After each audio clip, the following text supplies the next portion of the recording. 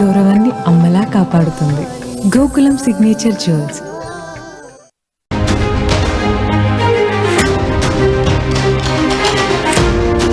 Breaking news. వరంగల్లో ఇద్దరు ఉగ్రవాదులను ఎన్ఐఏ అధికారులు అదుపులోకి తీసుకున్నట్టుగా తెలుస్తోంది. తెలుగు రాష్ట్రాల్లో ఇప్పటికే ఉగ్రవాదుల కదలికలు, అరెస్టులు ఆందోళన కలిగిస్తూ ఉన్నాయి. తాజాగా ఇప్పుడు వరంగల్లో మరో ఇద్దరు ఉగ్రవాదులను ఎన్ఐఏ అధికారులు అరెస్ట్ చేశారు.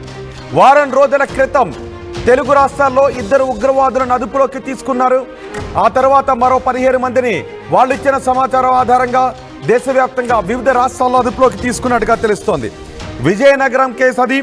సిరాజ్, విజయనగరానికి చెందిన సిరాజ్ పెద్ద ఎత్తున పేలుడు పదార్థాలను కొన్నాడు. సయ్యద్ సమీర్తో కలిసి, హైదరాబాద్కు చెందిన సయ్యద్ సమీర్తో కలిసి బాంబులు తయారు చేయడానికి వాళ్ళు ప్లాన్ చేసుకున్నారు. మరో 8 మంది ఆ బాంబులను ఎక్కడ పెట్టాలి అని రెక్కి నిర్వహించడానికి వాళ్ళు ప్రణాళికను సిద్ధం చేసుకున్నారు. సిరాజ్ సమీర్ అరెస్ట్ అయిన తర్వాత ఉగ్రవాదులకు సంబంధించిన చాలా విషయాలు బయటకు వస్తున్నాయి. ఇప్పుడు వరంగల్లో మరో ఇద్దరు ఉగ్రవాదులను ఎన్ఐఏ అధికారులు అదుపులోకి తీసుకున్నారు. ఎన్ఐఏ అదుపులో ప్రస్తుతం నగరానికి చెందిన ఫర్హాన్ మొయియుద్దీన్ ఉన్నాడు. ఇటీవలే ఆంధ్రప్రదేశ్లో సిరాజ్ను అదుపులోకి తీసుకున్నారు పోలీసులు. విజయనగరం బాంబు పేలుళ్లకు కుట్రలో సిరాజ్ నిందితుడిగా ఉన్నాడు. అలాగే ఫర్హాన్ మొయియుద్దీన్ ఇద్దరు కూడా సిరాజ్కు అనుచరుడిగా ఉన్నట్టుగా గుర్తిస్తున్నారు. సిరాజ్ ఆదేశాలతో కాజీపేటలోని మరో యువకుడిని కూడా పోలీసులు అరెస్ట్ చేశారు. ఫర్హాన్ని కలిసినట్టుగా తెలుస్తోంది. ఆ యువకుడిని కూడా ఎన్ఐఏ అధికారులు అదుపులోకి తీసుకున్నట్టుగా తెలుస్తోంది.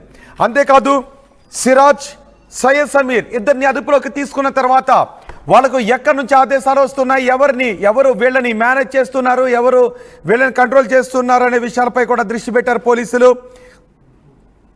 సౌదీ నుంచి, అలాగే ఒమన్ నుంచి, సౌదీలో ఒకరు, ఒమన్లో మరొకరు వీళ్ళకి ఆదేశాలు జారీ చేస్తున్నారు అనే విషయాలు కూడా తెలిసాయి.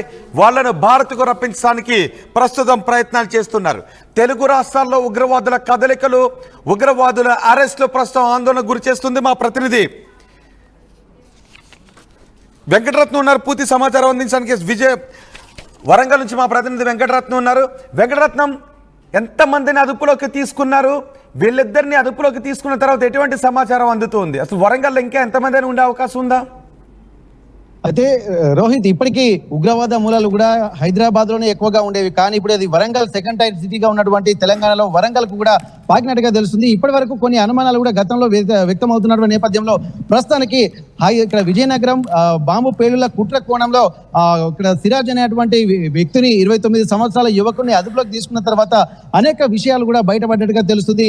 అక్కడ అతని దగ్గర ఐఈడి బాంబు పేలుడుకు సంబంధించినటువంటి పేలుడు పదార్థాలను స్వాధీనం చేసుకున్నారు. గత కొద్ది రోజులుగా సిరాజ్ అనేటువంటి వ్యక్తి విజయనగరంలో ఒక అనుమానాస్పద స్థితిలో తిరుగుతుండగా అక్కడ ఉన్నటువంటి పోలీసులకు కొంతమంది సమాచారం అందించారు. పోలీసులు కూడా రెక్కి నిర్వహించగా అతని అనుమానాలు కూడా కరెక్టే అన్నటువంటి కోణంలో కూడా ఈ నెల 16వ తేదీన ఇక్కడ సిరాజ్ ను అదుపులోకి తీసుకున్నారు.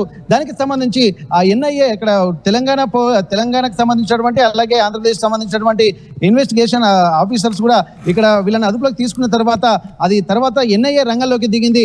ఆ ఎన్ఐఏ రంగంలోకి దిగిన తర్వాత అనేక విషయాలను కూడా వీళ్ళు బయటికి రావాల్సి వచ్చింది.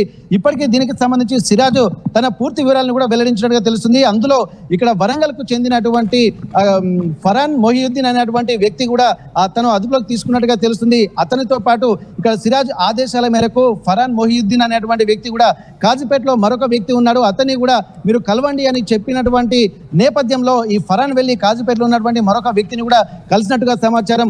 అక్కడి నుండి ఆ సమాచారం అందుకున్నటువంటి పోలీసులు ఇక్కడ ఫర్హాన్ తో పాటు ఇక్కడ కాజీపేటకు సంబంధించినటువంటి మరో యువకుని కూడా అదుపులోకి తీసుకున్నారు. వీళ్ళిద్దరిని తీసుకుని ఇప్పుడు ఎన్ఐఏ అధికారులు ప్రశ్నిస్తున్నటువంటి పరిస్థితి. ఇందులో ఈ ఇన్వెస్టిగేషన్ లో కూడా అనేక ఆసక్తికరమైనటువంటి విషయాలు కూడా వెలుగు చూశాయి.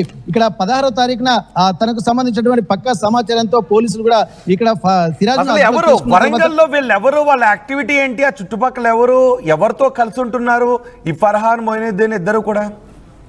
ఇది ప్రస్తుతానికి ఇంకా పూర్తి సమాచారం అయితే తెలవాలి. వరంగల్ పోలీసులు కూడా ఇంకా దీన్ని ధృవీకరించలేదు.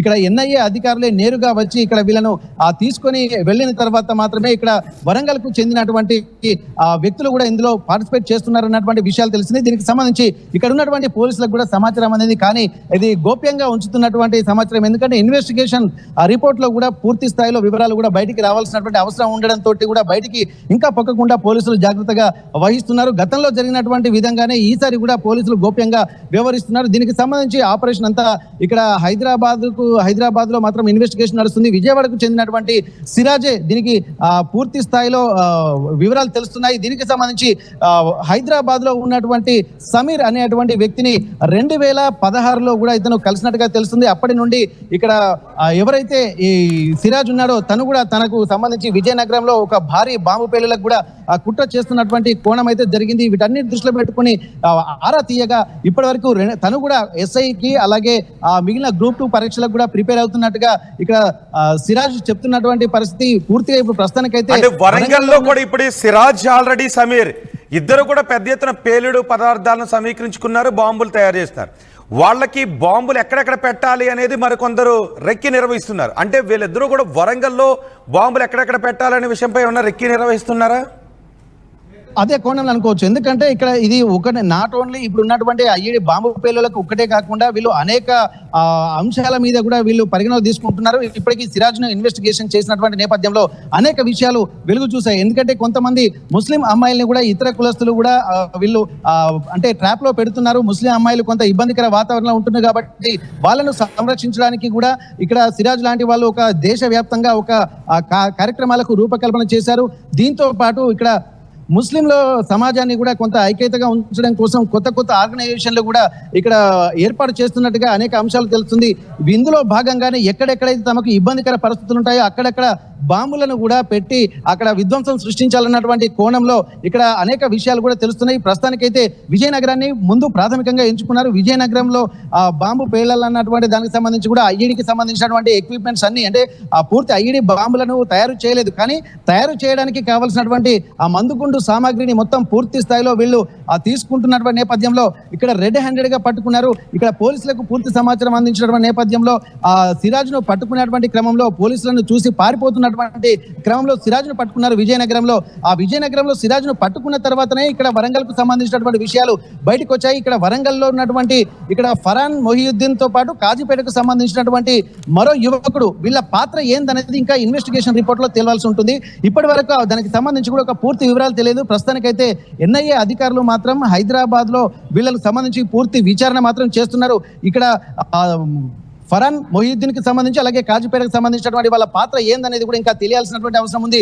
ఒకవేళ వీళ్ళ పాత్ర కూడా తెలిస్తే ఇంకా ఏమైనా వరంగల్ కు సంబంధించినటువంటి వాళ్ళ పాత్ర ఇంకెవరైనా ఉందా, ఎవరెవరు ఇందులో పార్టిసిపేట్ చేస్తున్నారు, ఏ కోణంలో ఆలోచిస్తున్నటువంటి విషయాలు కూడా తెలుసుకునేటువంటి అవకాశం ఉంటుంది. ఇప్పటికే వీళ్ళకి సంబంధించినటువంటి ఇద్దరిని అదుపులోకి తీసుకున్నారు అని తెలిసిన తర్వాత వరంగల్లో వాళ్ళిద్దరూ ఉంటున్న చుట్టుపక్కల జనాల రియాక్షన్స్ ఏంటి?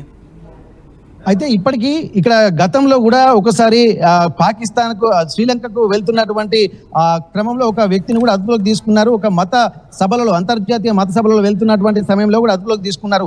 అట్లాంటి విధంగా చుట్టుపక్కలటువంటి ముస్లిం సమాజంలో కూడా ఒక ఆందోళనకరమైనటువంటి వాతావరణం అయితే గతం నెలకొంది. సేమ్ అదే విధంగా తమ పక్క వ్యక్తే ఇట్లాంటి పరిస్థితులు ఉన్నాయన్నటువంటి కోణంలో కూడా కాజుపేటకు సంబంధించినటువంటి వ్యక్తితో పాటు ఇక్కడ ఫరాన్ మొహియుద్దీన్ వరంగల్ కు సంబంధించినటువంటి వ్యక్తి కుటుంబ సభ్యులు ఆ పక్కన ఉన్నటువంటి వాళ్ళు కూడా కొంత ఆందోళన చెందుతున్నారు. ఎందుకంటే ఇప్పుడే చాలా బ్లేమ్ అవుతున్నటువంటి పరిస్థితి ఇప్పుడు పాకిస్తాన్ కి అలాగే భారత్ కూడా యుద్ధ సమయంలో కూడా ఇట్లాంటి వాతావరణం ఉండటంతో ఎవరెవరు ఎక్కడెక్కడ ఏ పాత్రలో ఉన్నారన్నటువంటి ఒక భయాందోళనలు కూడా ఇక్కడ ముస్లిం సమాజంతో పాటు ఇక్కడ మిగిలిన హిందూ సమాజము మిగిలిన వర్గాలు అంటే వరంగల్ నగరం కూడా ఒక్కసారి ఉలిక్కి పడుతున్నటువంటి పరిస్థితి నెలకొంది. వీటన్నిటిని దృష్టిలో పెట్టుకొని ఉగ్రమూలాలు ఎక్కడున్నా కానీ అంతం చేస్తామని చెప్పి ఇక్కడ పోలీసులు అలాగే ప్రభుత్వం కూడా తీవ్ర దృఢ నిశ్చయంతో ఉన్నటువంటి నేపథ్యంలో ప్రతి ఒక్కరు కూడా జాగ్రత్తగా ఉండాలి.